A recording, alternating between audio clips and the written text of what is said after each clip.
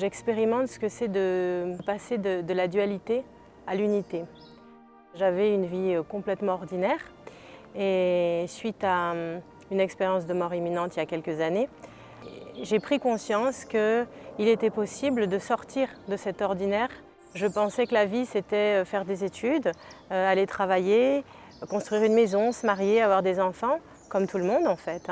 Et j'ai découvert que la vraie vie, grâce à cette expérience de mort imminente, j'ai découvert que la vraie vie, ce n'est pas s'attacher aux choses ou ce n'est pas avoir des buts, se définir des buts, c'est juste être tout simplement. Parce qu'on se perd dans la matière, on se trompe sur l'essentiel, c'est qu'on pense que la vie c'est avoir des objectifs liés à la matière. Donc on se dit, bon, on va faire des études, on va construire un CV, on va trouver des grandes entreprises qui nous embauchent, et puis on se tue à la tâche, on travaille dur, on dort mal souvent, on est stressé quand on va travailler, et c'était la vie que je menais. On fait les choses parce que le monde est comme ça. On ne fait pas les choses parce que nous-mêmes, nous ressentons un appel pour le vivre. Vous voyez la différence? Quand on n'a pas conscience qu'on peut vivre autrement, on vit les choses parce qu'on nous les a inculquées, parce qu'on reproduit des schémas qu'on nous a appris. Et on nous dit, lorsqu'on fait des hautes études ou même des études tout court, quelle que soit la durée, la longueur des études, on apprend des choses. Donc on reproduit ce que l'on apprend, si vous voulez. Et puis après, en entreprise, on vous donne un plan de carrière. Donc vous êtes cloisonné, vous êtes conditionné à vivre d'une certaine manière et vous reproduisez ça. Et ça, si vous voulez, ça vous crée des enfermements, ça vous crée une prison en fait, comme une prison. Et donc quand je dis qu'on se lève le matin et qu'on va travailler et qu'on n'est pas forcément heureux parce qu'on ne vit pas forcément de ce que l'on aime véritablement. On vit parce qu'on nous a dit c'est ça qui est juste, parce que la société nous renvoie que c'est de cette manière-là que nous devons vivre.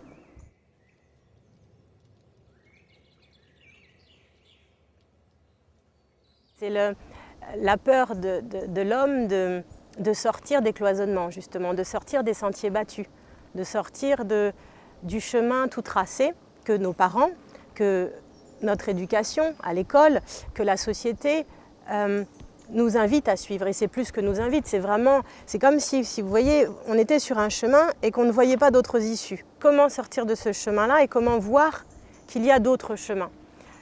Alors effectivement, l'expérience de mort imminente que j'ai vécue m'a permis d'accéder à une ouverture si large, au-delà du corps physique, c'est-à-dire dans un autre état d'être, où justement on n'est plus emprisonné dans le corps physique et on découvre qu'il y a d'autres chemins, qu'il y a d'autres accès et que tout est relié, que tout est immense, que tout est infini et que tout est amour, tout est paisible, tout est calme. Et quand on est dans cet état d'être là, eh bien on n'a plus peur, on ne se pose plus de questions, on ne se demande plus mais comment ci ou comment ça, on ne s'interroge plus. On est dans une foi, dans un amour infini.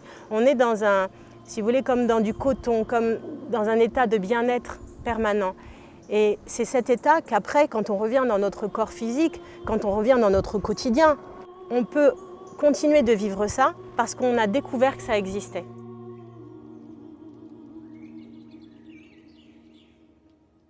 La meilleure sensation que je souhaite partager aujourd'hui, c'est cette sensation d'amour. Peu importe s'il y a eu un tunnel ou pas, ce n'est pas tellement le détail de l'expérience imminente qui compte. Il y a beaucoup d'êtres qui peuvent en parler et aujourd'hui, moi, je souhaite surtout parler de cet amour, de cette sensation de bien-être, de paix, de quiétude, d'infini et en même temps où tout est paisible, où tout est rassurant, où il n'y a plus de peur, où il n'y a plus d'interrogation, où tout est fluide, tout est beau, tout est merveilleux. C'est comme si le temps s'était arrêté, si vous voulez. Et c'est cet état d'amour, de paix, de quiétude, de foi ou de confiance, quels que soient les mots que vous utilisez, qui vous permet de ne plus voir un seul chemin, mais de voir le chemin qui est juste pour vous. Et de ne plus voir sur ce chemin des barrières, des blocages, comme dans la vie d'avant, où là, on peut se dire « je n'ai pas d'autre choix ». Là, quand on revient, c'est comme si vous étiez sur votre chemin et que d'un seul coup, le chemin s'était élargi et que tout devenait possible. Et qu'effectivement, votre vision, qui était peut-être de 30 degrés, elle s'écarte, elle s'amplifie et elle devient à 180, jusqu'à parfois 360 degrés. Et vous accédez à tout. Parce qu'en fait, vous avez réalisé pendant cette expérience que vous étiez le tout, une part de ce tout, mais en étant fusionné à ce tout. Et donc quand vous revenez dans votre corps physique et dans votre vie quotidienne, vous accédez de nouveau à tout. Et vous savez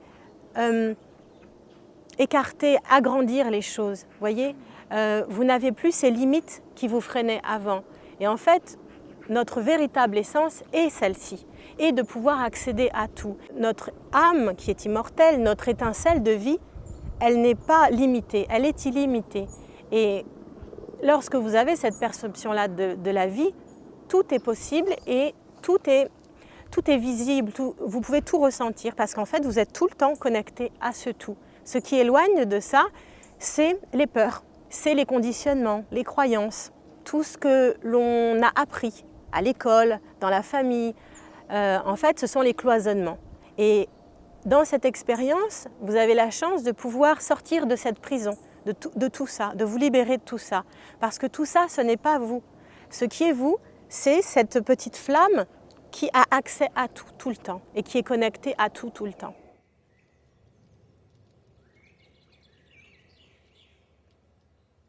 En revenant de cette expérience, vous êtes complètement différent.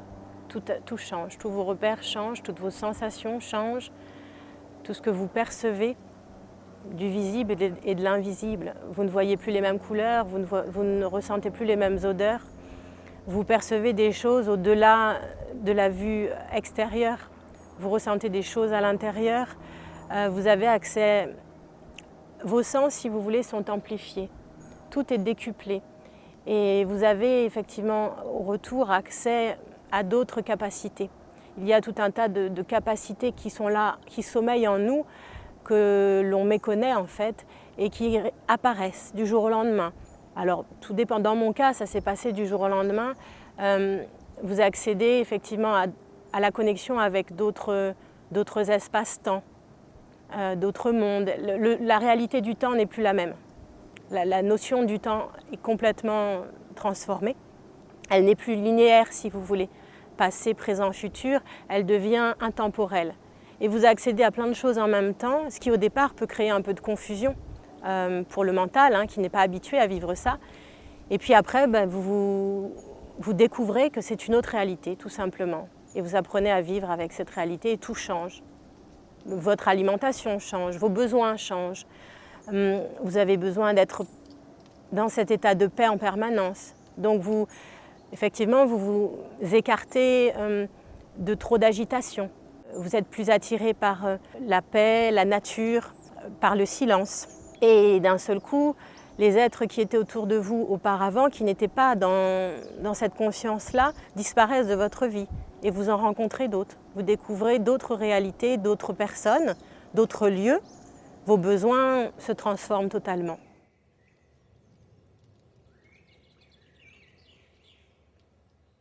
Vous pouvez y mettre les mots que vous voulez, effectivement, vous pouvez apparenter ça, ce que vous avez nommé les chamans, vous avez nommé les médiums. En fait, ces êtres sont des êtres qui accèdent à d'autres perceptions, quelle que soit l'étiquette que l'on peut leur poser.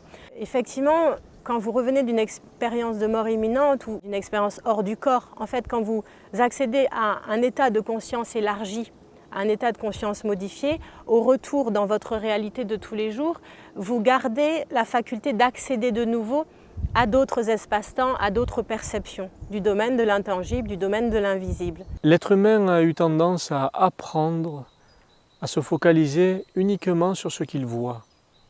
C'est-à-dire qu'on voit un arbre, on voit une plante, un animal, une autre personne, on voit quelque chose qu'on peut toucher.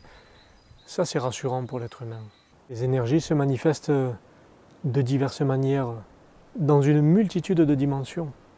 Il n'y a pas uniquement la dimension terrestre, la dimension physique comme peut le percevoir l'être humain. On est limité par nos 5 sens et on perçoit une réalité physique. Mais il y a d'autres dimensions intangibles qui sont bien là, qui sont bien réelles. L'être humain doit comprendre ce qu'il est réellement, ses capacités, son potentiel, et il est bien plus que ce qu'il pense. Un être humain se limite. Un être humain divin, entre guillemets, c'est-à-dire qui ressent cette connexion à tout et au tout, est illimité. Et dès lors qu'il a la conscience qu'il est illimité, il peut tout créer dans sa vie. Mais comme il peut tout créer, il peut créer le négatif comme le positif, l'évolution comme l'involution.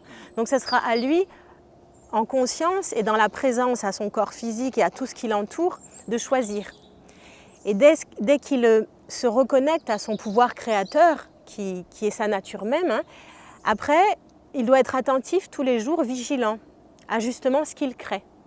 En sachant qu'il pense et que ses pensées créent, en sachant qu'il dit des choses et que ses paroles créent aussi, sont porteuses d'une vibration, les pensées, les paroles, les actes, les émotions, tout est porteur d'une vibration et cette vibration va créer des choses autour de nous, en nous et autour de nous, parce que tout ce qui est autour de nous est le reflet de ce que nous avons à l'intérieur.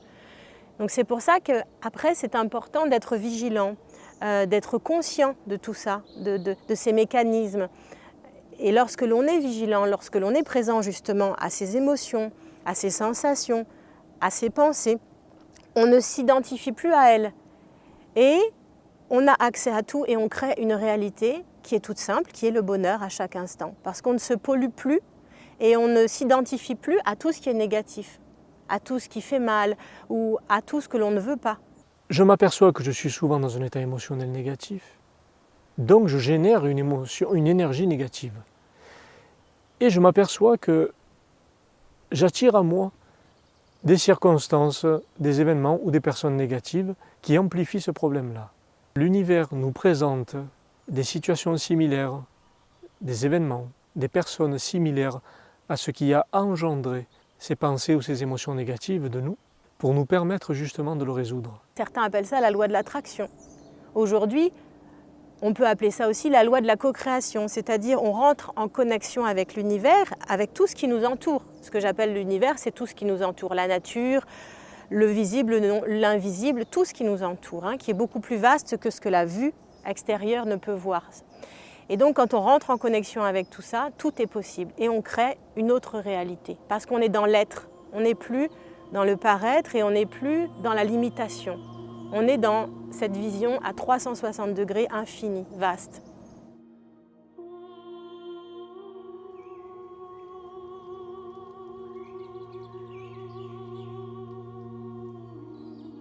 Lorsque l'on n'a pas conscience de ce pouvoir créateur, on s'adresse à l'extérieur. On va demander, comme vous le dites, à un guide, à un esprit, parce qu'on n'a pas conscience que ce pouvoir créateur est en nous, à l'intérieur de nous, en connexion avec ce qui nous entoure, mais en nous, que ça part de l'intérieur vers l'extérieur.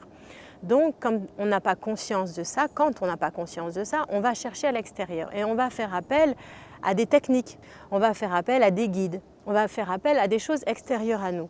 Mais lorsque l'on a conscience qu'en fait, ce pouvoir créateur, il est juste notre essence même, si vous voulez, il est ce que l'on a à l'intérieur, et c'est ce que je nommais tout à l'heure, l'étincelle de vie.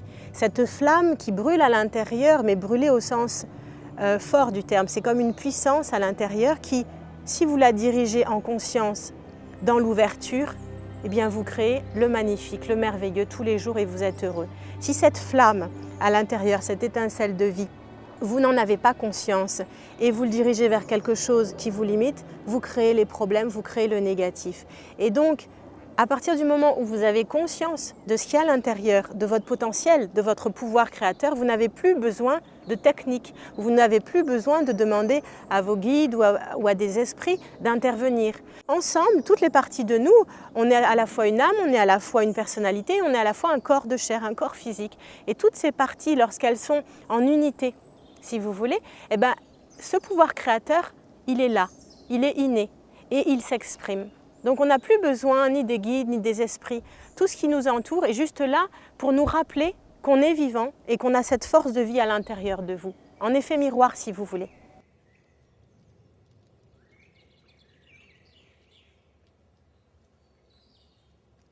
Tout dans la vie est relatif au regard, à la vision que l'on a des choses. Soit on décide de déposer son regard effectivement sur le positif, sur l'évolution, Et dans ce cas-là, l'amour qu'il y a en nous et autour de nous, on va contribuer à le faire croître, à permettre à cette conscience que l'on a des choses de s'ouvrir. Comme je vous disais, de 30 degrés, on va passer à 180, à 60, à 90, jusqu'à 360 degrés. Soit on décide de focaliser son regard, son énergie, son temps, et donc son pouvoir créateur, dans un axe négatif.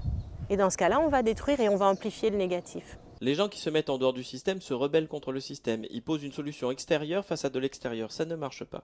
Il faut commencer par rentrer dans le système pour le changer de l'intérieur. Ça, c'est très différent. Donc à un moment donné, il faut accepter le système tel qu'il est aujourd'hui. Première étape, tu rentres dedans tel qu'il est. Il y a de l'argent? Ok. Il y a des entreprises? Ok. Il y a de la TVA? Ok. Tu rentres là-dedans. Puis tu commences à vibrer un peu plus haut dans ce système, à poser quelque chose de très légèrement différent. En gros, je te donne un exemple bête. Au lieu de chercher le profit à tout prix et de vouloir faire les travaux chez moi en prenant un japonais ou un chinois qui coûte 10 fois moins cher, je prends mon voisin, quel que soit son prix, parce que lui, il a besoin de bosser. Ça tombe bien. D'accord? Et tu commences à poser ce genre d'idée. Et c'est rien, hein, c'est juste un tout petit peu autre chose. C'était plus dans du profit. Tu poses, je partage. J'ai reçu quelque chose, je le fais circuler. Et bien rien que ça, déjà, t'as posé pas mal. Et t'es dans le système, t'es pas en train de le nier, tu t'en fous. Puis un moment, encore plus haut, et à un moment, ça aura changé de l'intérieur et sera fini. On cherche des solutions extérieures là où la réponse vient de l'intérieur. Et l'intérieur, t'inquiète pas, vu que les autres, le système pyramidal, il ne cherche que l'extérieur pour éliminer l'extérieur. Et qu'on ne soit même pas qu'il puisse changer lui-même de l'intérieur. C'est-à-dire que c'est nous tous qui fonctionnons en pyramidal. Quand nous tous, nous allons commencer à lâcher cette notion, parce que nous n'aurons pas trop le choix, c'est qu'à un moment ça va se faire, il n'y aura plus rien à l'extérieur pour le représenter, vu que ça n'existera plus. Donc à un moment, il faut accepter que le changement vient de l'intérieur, et qu'il ne se fait pas en rébellion. Il se fait en acceptation de là où je suis, et je le fais un petit peu évoluer, à peine un peu plus. Parce que si tu vibres trop fort, tu fais tout exploser. Tu vois, tu peux le faire en positif. C'est vrai que moi j'ai eu tendance à le faire en négatif. Parce que je fonctionnais un peu sur la logique du chemin de croix, hein, si tu t'en prends plein la gueule pour évoluer. Mais en fait, t'es pas obligé. Tu peux très bien dire, commencer à alimenter autre chose. C'est les gens qui créent des éco-villages, qui créent des choses comme ça. Qu'est-ce qu'ils font? Au lieu de lutter contre un système, quand c'est bien posé, ils en créent un autre. Et là, ils commencent à mettre de l'énergie dans autre chose. Vous pouvez avoir une plante qui est en train de mourir, et ça, c'est ce que vous appelez le monde, la majeure partie du monde. Et puis, vous avez à côté des racines qui prennent forme, d'autres choses. Mais c'est à côté, c'est en parallèle. C'est-à-dire que, au lieu d'avoir une vision, comme je vous disais tout à l'heure, linéaire des choses, là, c'est multidimensionnel. C'est-à-dire qu'au sein de la même Terre, il y a quelque chose qui est en train de mourir et qui est dans un chaos permanent, perpétuel, mais qui est en train de mourir. Et il y a quelque chose qui est en train de naître, d'émerger, de croître. Simultanément, vous avez ces deux forces-là sur Terre, sur la planète Terre actuellement, sauf que les énergies que l'on reçoit du Soleil, hein, notre planète Terre, fait partie du système solaire, qui lui-même fait partie de la Voie lactée. Et en fait, il y a des énergies qui arrivent de partout. Et ces énergies, elles amplifient la destruction, c'est-à-dire que le chaos devient encore plus chaotique, et l'émergence, la renaissance, devient encore plus belle et plus grande. Donc le chaos, à un moment donné, il finira par complètement mourir.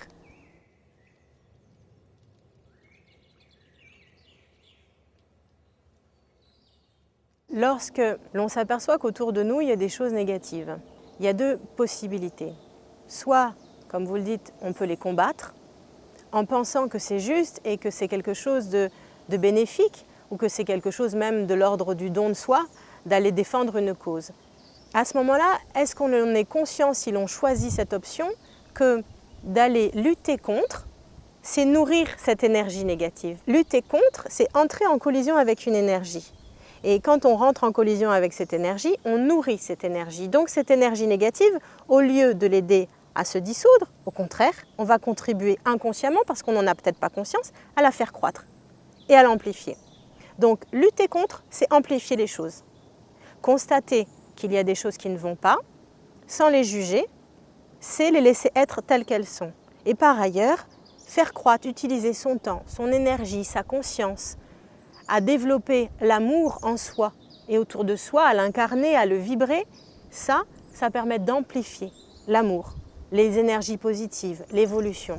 En fait, si vous voulez, c'est une illusion de croire que lorsque l'on combat contre quelque chose, on va le résoudre. On ne résout rien en combattant contre quelque chose, en s'opposant à. Ça ne veut pas dire que l'on cautionne ce qui est mal, ça ne veut pas dire que l'on cautionne, que l'on est d'accord. Ça veut juste dire que l'on envoie une énergie d'amour, c'est tout ce que l'on peut faire à ce moment-là. on reste à l'intérieur de son cœur, on reste centré en soi et on envoie avec amour une énergie d'amour. Et il n'y a que ça qui peut faire quelque chose. C'est certainement pas en envoyant une énergie de haine que l'on va détruire un mur. Par contre, utiliser cette énergie d'amour à créer des choses positives avec d'autres êtres qui sont dans cette ouverture-là, qui sont dans cette conscience-là des choses, eh bien ça va amplifier l'amour là où il est déjà. Et plus l'amour va grandir, c'est l'image que l'on donnait tout à l'heure, plus l'amour va grandir d'un côté de la planète, tout ce qui sera destruction finira par vraiment se détruire et tout ce qui sera créateur, co-créateur entre tous les êtres qui sont dans cet amour, dans cette ouverture, dans ce don aux autres, dans ce partage, eh bien ça va grandir. Et donc ça finira par l'emporter. Les autres ne seront plus nourris par l'énergie de lutte contre. C'est pareil dans les relations humaines, entre un homme et une femme, entre une mère et son enfant. Si une mère dispute son enfant tout le temps, sans rentrer dans cette communication d'amour pur avec, eh bien qu'est-ce qu'elle va faire? Elle va faire grandir chez son enfant l'incompréhension, elle va faire grandir chez son enfant ce sentiment d'injustice qu'il n'est pas compris par sa mère. Et du coup, elle va nourrir, elle va amplifier, en luttant contre son enfant, le négatif chez l'enfant. Alors que si elle lui envoie de l'amour juste, en ne le jugeant pas, en ne lui posant pas de questions, en restant dans cet accueil, en le prenant dans ses bras, eh bien même si son enfant traverse une période difficile, il se sentira apaisé parce qu'il se sentira dans cet amour. Et du coup, ce qu'il y avait de négatif en lui, la crise, les turbulences, les questionnements, quel que soit son âge, ça va redescendre, ça va se calmer et ça va s'apaiser. Donc c'est toujours un choix de se dire qu'est-ce que l'on souhaite amplifier. Et quand on voit des choses qui ne nous conviennent pas, ou ne pas les juger, parce que juger, critiquer ou lutter contre amplifie. Respecter et s'engager dans quelque chose qui est déjà créateur, qui est déjà évolutif, va amplifier le positif, l'évolution, l'amour.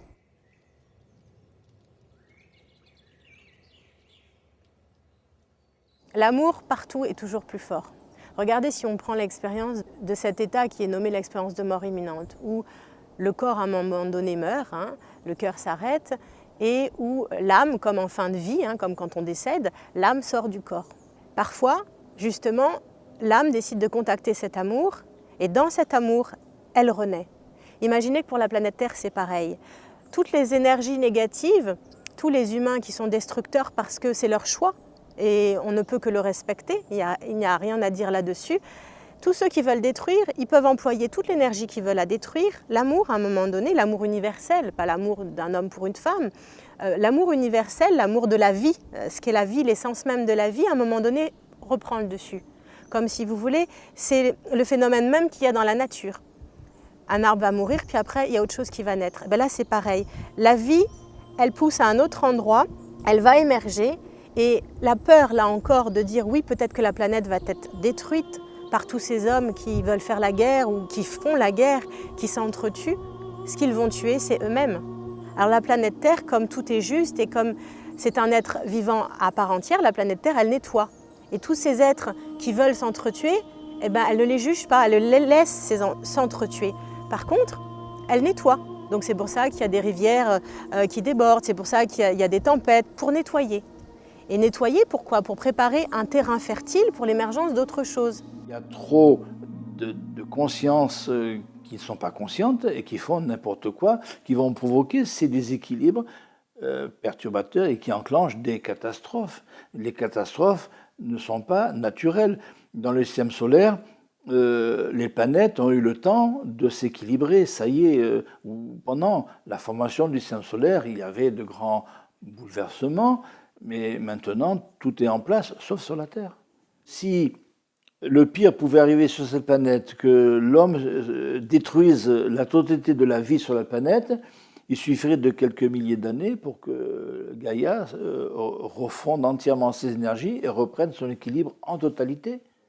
Donc Gaïa a la capacité de le faire, mais ce serait bien que nous, qui sommes des locataires de Gaïa, des habitants, que Gaïa a accepté d'avoir en elle-même par amour pour qu'on puisse évoluer ici, ce serait bien que nous l'aidions, ceux qui sont conscients, à penser positif, de manière positive et créatrice.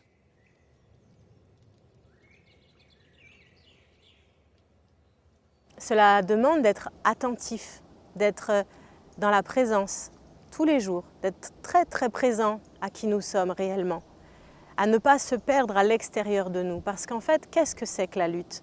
C'est notre mental qui nous illusionne en nous faisant croire qu'en luttant, nous allons être utiles. En luttant, nous allons défendre une cause. C'est vrai que l'être humain a tendance à mentaliser les choses. Alors quand il y a un problème, on essaye de voir ce qui se passe à l'extérieur toujours, dans des choses matérielles, dans certaines causes, ou même dans le comportement de certaines personnes.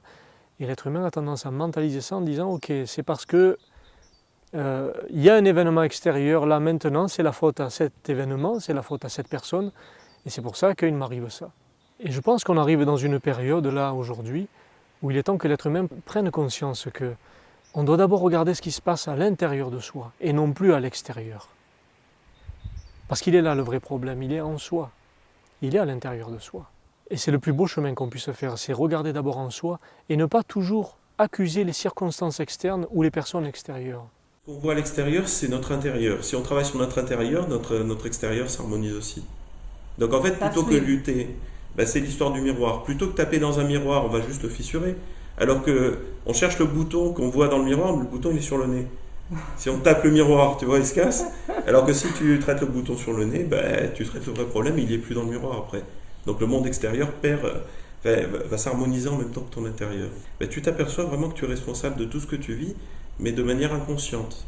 Et à un moment, tout le travail consiste à remettre en lumière et à devenir conscient de tous ces procédés. Et à partir du moment où on est dans cette conscience-là et dans cette présence-là, si vous voulez, on amplifie notre vibration. Et en élevant notre vibration d'amour, on attire des situations, des personnes, des choses. On attire en résonance, par un effet de résonance, si vous voulez, on attire le positif. Donc un être qui va utiliser toute son énergie, tout son temps, toute son attention à faire croître en lui l'amour, il va émaner ce bonheur, il va émaner cette joie de vivre, il va émaner cette paix. Et du coup, il va attirer à lui ces mêmes énergies-là, vous voyez? Et il va attirer à lui des gens qui auront envie de vivre de la même manière. Et ça va faire boule de neige. Donc soit on choisit l'évolution, le cercle vertueux, soit on lutte contre et on amplifie et on nourrit le cercle vicieux. Là encore, c'est une question de choix. Et ce choix, il ne peut être posé et vécu uniquement en conscience des choses. Donc ce qui manque peut-être à l'être qui va lutter, c'est la conscience de ce qui se vit et de ce qui s'agit à l'intérieur de lui quand il lutte et de ce qu'il nourrit. À partir du moment où il aura ce déclic, de comprendre qu'en luttant, il ne sert pas l'humanité, il ne sert pas une cause juste, au contraire, il amplifie le négatif, il va arrêter de lutter. Et il va se dire, ah, il y a possibilité de faire autrement.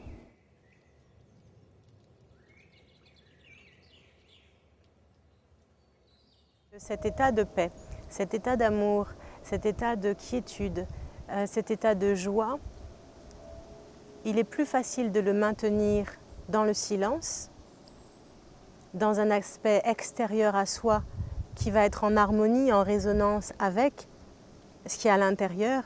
Donc la seule chose à saisir, c'est que si l'on choisit une vie d'agitation, on va perdre cette quiétude, tôt ou tard. Parce qu'on va fusionner avec l'énergie à l'extérieur de nous, cette énergie de violence, d'agitation. Si on a un planning chargé, eh bien on ne sera plus dans cette paix. Si on a un planning où on n'a jamais le temps, méditer, qu'est-ce que méditer? Méditer et être en présence de soi-même. Donc la méditation, ce n'est pas suivre une technique, c'est juste être en présence de soi-même. Et la méditation, elle est à chaque instant, matin, midi, soir. Quand on mange, être en présence des aliments que l'on ingère.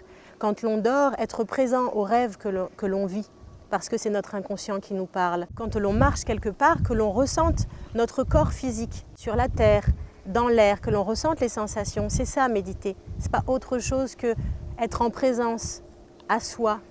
Et c'est cet état-là de présence et de conscience de tout ce qui nous entoure qui nous permet d'être et de vivre dans l'ici et maintenant et qui nous permet de maintenir et au contraire d'amplifier cet amour, cette quiétude, cette paix, cette joie de vivre, cet essentiel que nous sommes et de ne pas se perdre dans ce que nous ne sommes pas et qui nous happe à l'extérieur de notre centre qui nous emmènent dans des directions qui sont quelque part nocives pour nous. Parce qu'après, il y a un risque de s'identifier à tout ce qui nous entoure, à toute cette agitation, et de se perdre dedans. Certains perçoivent que la méditation, elle peut être active, c'est-à-dire à n'importe quel moment de la journée, que c'est tout simplement un état d'être, et que de méditer, c'est s'ouvrir à être, c'est s'ouvrir à son essence, et c'est le vivre pleinement. Donc à chacun, en fonction de ce qu'il ressent, de trouver ce qui est juste pour lui. Là encore, de ressentir l'appel de son corps, de sa personnalité, et dans cette unité âme, corps, esprit, de vraiment sentir ce qui est juste pour lui. Certains humains auront besoin de méditer en silence, d'autres en récitant des mantras, d'autres en étant dans la nature, d'autres simplement en étant chez eux. On revient à l'essentiel en se disant, quelle que soit la forme d'incarnation, quelle que soit la raison pour laquelle on s'incarne, lorsque l'on est sur Terre, lorsque l'on est vivant, l'essentiel, c'est de vivre pleinement cette vie. Et la vivre pleinement, c'est être conscient et présent à chaque instant de soi. Alors certes, ce mouvement de vie peut nous mettre en connexion, nous l'avons dit précédemment, avec plein de choses, plein de plans, plein de perceptions. Mais là encore, c'est parce que l'on est en présence que l'on perçoit tout ça. Parce que l'on est ancré dans notre corps physique, sur la Terre, que l'on est bien ancré sur Terre, que l'on a accès à autre chose.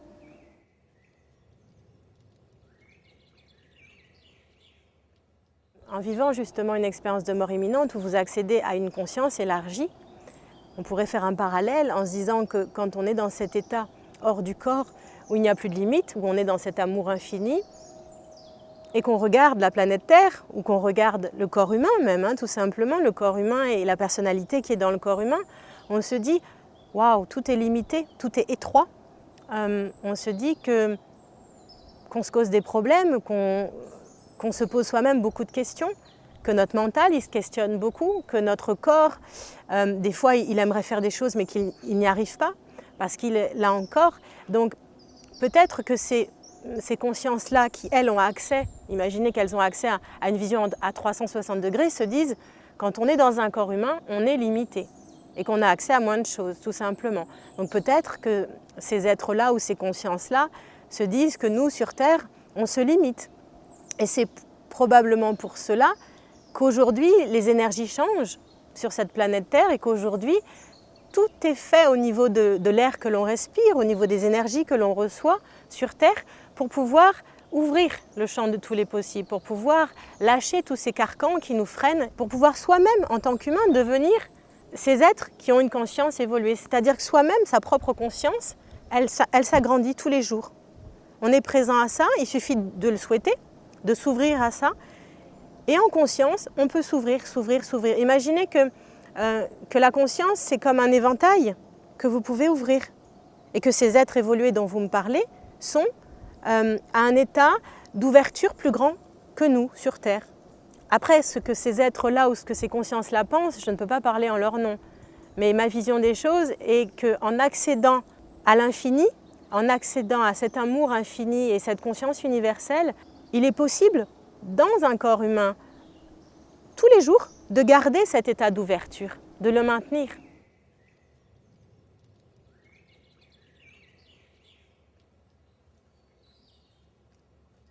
Qu'est-ce que l'ascension? L'ascension est une étape, est une période, est une bascule d'un plan de conscience à un autre plan de conscience, d'une dimension à une autre dimension.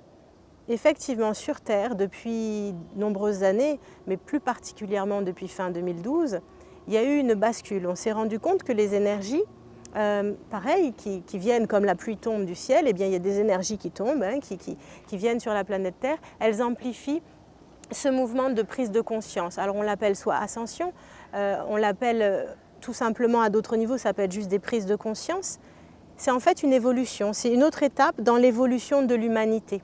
Il y a eu plusieurs ères d'évolution de l'humanité et là on entre dans une ère particulière où il y a de plus en plus d'êtres qui ont des déclics pour s'éveiller. S'éveiller, c'est s'ouvrir à autre chose.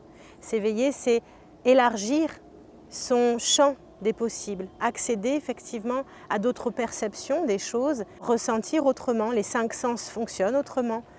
Et à partir du moment où on a conscience et on s'ouvre à cette période d'ascension, eh bien, il y a tout un cheminement qui se vit pour l'être qui choisit de le vivre, c'est-à-dire qu'on laisse derrière soi certaines choses et on accède à autre chose. On change tout un tas de paramètres de sa vie quotidienne et on va vers cet essentiel. Donc l'ascension, c'est vraiment une étape sur un chemin qui est infini. Et vous avez parlé de dimension, 5e dimension. Là, ce sont des termes pour dire où on en est sur ce chemin, où on pourrait prendre une échelle. Imaginez que la conscience est une échelle infinie. Eh bien, l'ascension de cette échelle, c'est ce que l'humain vit sur Terre. Il gravit des marches de l'échelle. Sur cette échelle, il y a plusieurs barreaux, il y a plusieurs étapes. Et quand on a pris conscience d'un barreau, on regarde en bas, on se dit « Waouh, c'est noir, c'est obscur ». On regarde en haut, on se dit « Il y a de la lumière ». Et on continue d'avancer. Et puis quand on monte quelques barreaux encore sur l'échelle, on regarde à nouveau en bas et on se dit « C'est obscur ». Donc c'est plus fermé. Seulement, quand on était quelques barreaux plus bas, en fait, on avait l'impression qu'il y avait de la lumière.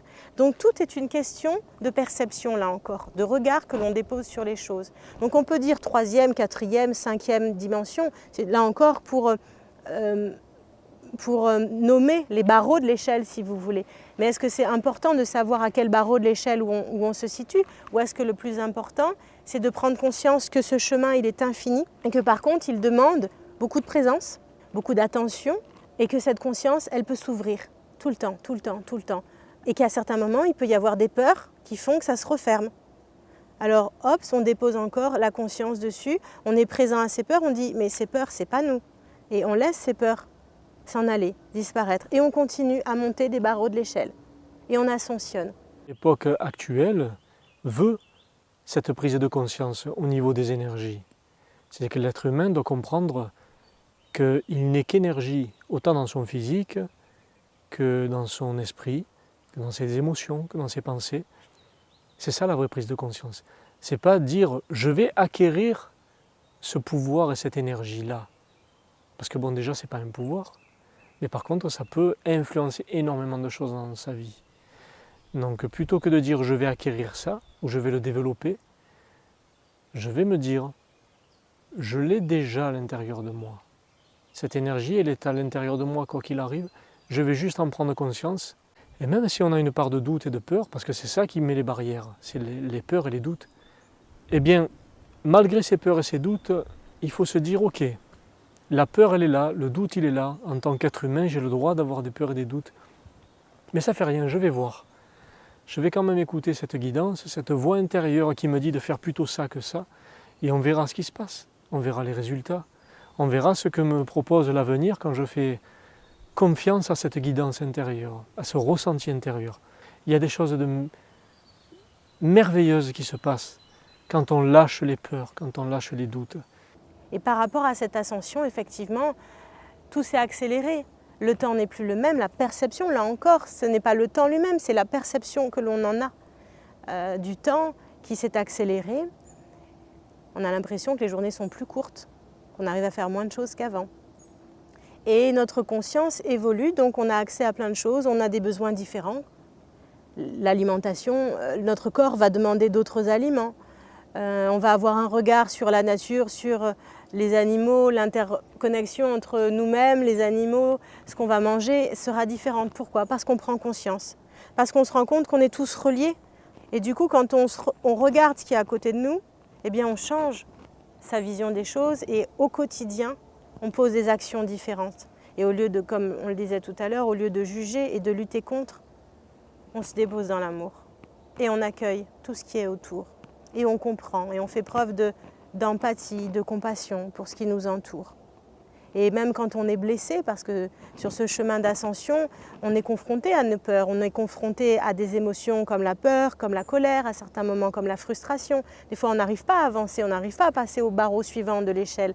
On est frustré, on est en colère ou on est triste. Et bien, on regarde cette émotion et on la laisse aller, comme on regarde les nuages dans le ciel. Et après, on a de nouveau cet amour qui nous porte. Parce que l'amour, il est toujours en nous. Il nous porte et nous aide à aller de l'avant. Parce que de toute façon, notre nature est infinie. Et la seule chose qui nous limite, c'est la peur. Parce que comme on est tout puissant dans notre expérience, si on croit qu'on ne peut pas le faire, on ne le fait pas en fait. Alors que si on sait qu'on peut le faire, eh ben on le fait. Donc la seule chose qui nous limite, c'est la peur de ne pas y arriver ou la peur de ne pas le faire. Et ce qui nous fait chier, c'est pas la peur de l'inconnu, c'est le fait d'être puissant dans ses propres choix. Donc ça te renvoie sur tes choix. Et là, c'est terrifiant pour beaucoup de gens, effectivement. C'est moi je le fais et c'est moi qui choisis. Et si je me trompe, eh ben c'est pas grave, je change.